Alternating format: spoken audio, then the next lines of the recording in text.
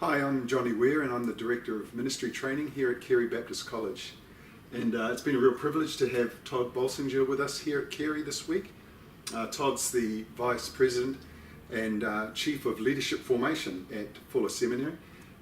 Brother, it's been fantastic having you here. Welcome to New Zealand. Thank you. And Todd's been teaching in our Master's program here this week with a whole bunch of students. Can you tell us a little bit about the class that you've been in? The great surprise was how many just pastors showed up. I mean, there was 25 ministry leaders from all over the country, lots of different places, people, pastors, regional leaders, organizational leaders. It was just this great group. I mean, some of them were taking it for credit, but a lot of them were just taking it because they wanted to grow as leaders. Those are like my favorite people to work with. Yeah. Well, Todd, one of the reasons you came down was this book fell into our hands, and this is a great book. If the amount of underlining I've done is any indication, this is an important book, not only for the US, but I think for New Zealand. And so we invited you down to teach out of this and into our context. But it's about leadership, subtitled Christian Leadership in an Uncharted Territory, Canoeing the Mountains by Tod Bolsinger. It's been well received as a book. Yeah. It's been kind of surprising to me. I think there's this notion that in the church today, in the midst of how rapidly the world is changing, we need leaders who can wisely lead change well. Yeah. And I think for most of us, we tend to think of leadership as a title or a position, or you get a corner office and maybe some heavy furniture, and you've achieved something. But leadership is really about a function. It's a way of being. It's a skill set for ministry. Yeah. And what's been great is to be able to engage with a bunch of folks who are really thinking about what does it mean for us to lead missional change well in this context, in my church, in this place. And that's what you've been doing this week? And that's what we've been doing. What are some of the topics you've been covering, if you break it down? Yeah, so one of the big pieces is really helping people recognize that in a post-Christendom world, where the culture is not going to be on our side, which in New Zealand it's been much more that way than the United States, so there's more dramatic change happening in the United States about this.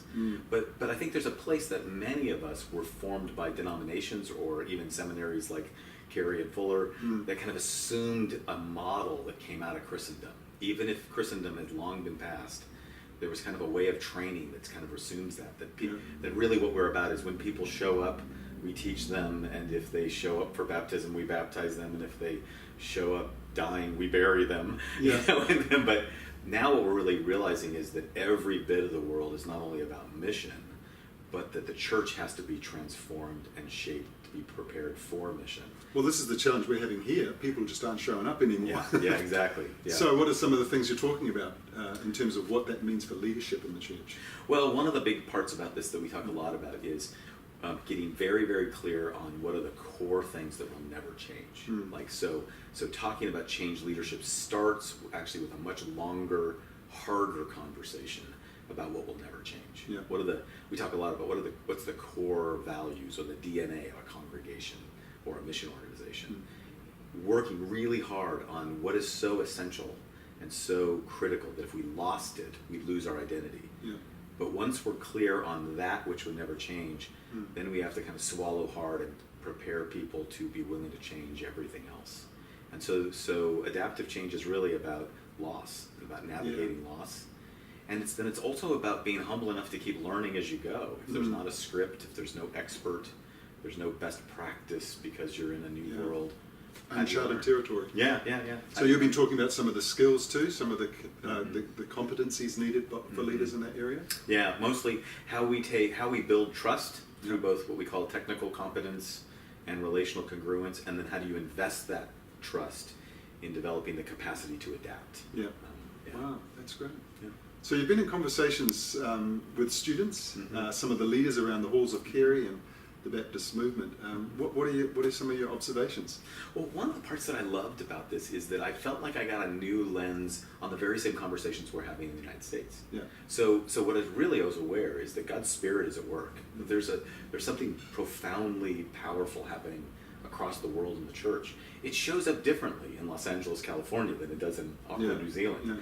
But there's still a similar energy and a similar kind of maybe even a bit of anxiety, like how are we going to be faithful for this moment? And I just have been so deeply touched by how much pastors love their congregation, and they love New Zealand, and they love their context, and their maybe it's because both the Cup race and the All Blacks were going on. Yeah, you came at a good time. There's been this pride about New Zealand that's been really fun, Yeah. but with a kind of welcome also for a brother from across the sea Yeah. who could enter into a conversation. So it felt very mutual. Yeah. I told the class today that in kind of Philemon 7, my heart has been refreshed by being here. Yeah. And it's been really great. You're telling me the other day you're moving into a fresh book project. You've got a book coming out soon. Yeah, so the next book I'm working on is really what are the sets of spiritual practices and leadership practices that will form people to be able to lead the kind of change. So how do you actually start the process of doing leadership formation for what I think will be a generation of Christian leaders who are going to have to lead a church through a dramatic amount of change. Yeah. So it's really about taking spiritual formation and leadership development and developing a set of practices for that formation. Brilliant, brilliant. Well, it's been fantastic having you here, Todd. You and your wife, Beth, are going to be heading around the country a little bit now? Just a little bit. We get a bit of... What are you planning to do? Heading down to Queenstown, soaking up the views, Fantastic. and enjoying the time. Yeah. Brilliant. It's been wonderful having you here. Thanks so much for the way you've invested in our nation, in our college, and the people around. It's been a real privilege. Yeah. Thank you very much for Thank having you. me. Yeah.